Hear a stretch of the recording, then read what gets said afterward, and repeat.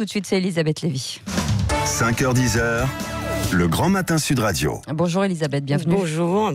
Vous voulez nous parler de la polémique entre Charlie Hebdo et l'armée. On rappelle des caricatures qui ont provoqué l'indignation de certains militaires. Oui, alors ces 5 dessins sont parus sur le site de Charlie Hebdo et ils font s'entrechoquer la mort de nos soldats et la campagne de recrutement de l'armée de terre qu'on peut voir à la télévision. On voit par exemple le président devant un cercueil recouvert de tricolore et avec le slogan « J'ai rejoint les rangs pour sortir du lot ». Dans le même registre, un autre dessin détourne le slogan « Je suis tourné vers les autres et vers mon avenir ». Alors, il y a eu le CEMAT, le général, le chef d'état-major de l'armée de terre, le général Thierry Burkhardt, a fait dans une lettre ouverte à RIS, qui a été publiée sur les réseaux sociaux, il a fait part de son indignation, de sa peine immense. « Qu'avons-nous donc fait, soldats de l'armée de terre, pour mériter un tel mépris ?» écrit-il.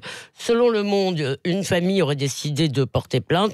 RIS, lui, répond, il défend l'esprit satirique, parfois provocateur de son journal, tout en saluant le dévouement de ceux qui se battent pour défendre des valeurs au service de tous. Oui, alors au moment où on rend hommage aux soldats, cet après-midi, on peut comprendre que ces dessins non seulement interpellent, mais choquent, bien sûr. Oui, Patrick, et comme on pouvait comprendre que les caricatures de Mahomet en 2006 blessaient et choquaient beaucoup de musulmans. C'est en quelque sorte le programme caché de la laïcité. On accepte que ce qu'on a de plus sacré soit l'objet de critiques et même de caricatures.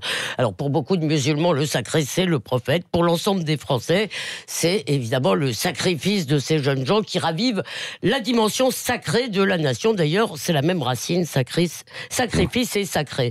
Bon, 5 dessins, si vous voulez, face à la communion générale, ce n'est peut-être pas non plus grand-chose. Oui, mais même dans la caricature, il y a un message, Elisabeth.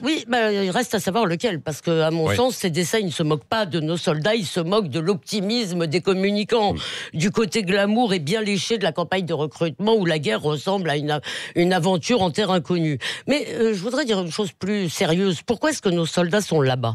Pour empêcher que le nord du Mali devienne la base arrière, devienne une deuxième Syrie, c'est-à-dire la base arrière de terroristes qui ferait chez nous de nouveaux massacres. Donc, pour protéger notre mode de vie libéral. En somme, ils sont au Mali et probablement pour longtemps pour que Charlie puisse faire des caricatures. Alors sur les réseaux, vous savez, chacun choisit son camp, l'armée ou Charlie. Moi, je ne veux pas choisir. En 2015, il faut tout de même le rappeler, des journalistes de Charlie Hebdo sont morts pour avoir défendu la liberté d'expression. RIS est un survivant. Et alors aujourd'hui, ce sont nos soldats qui meurent pour que nous puissions mener cette existence libre.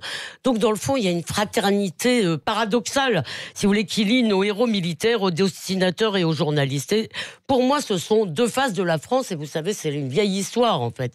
Face au danger, on a souvent vu s'unir ceux qui croient au ciel ou au drapeau, et ceux qui n'y croient pas, et il faut que ça continue. Merci. Le regard libre, comme chaque matin à 8h15, d'Elisabeth Lévy.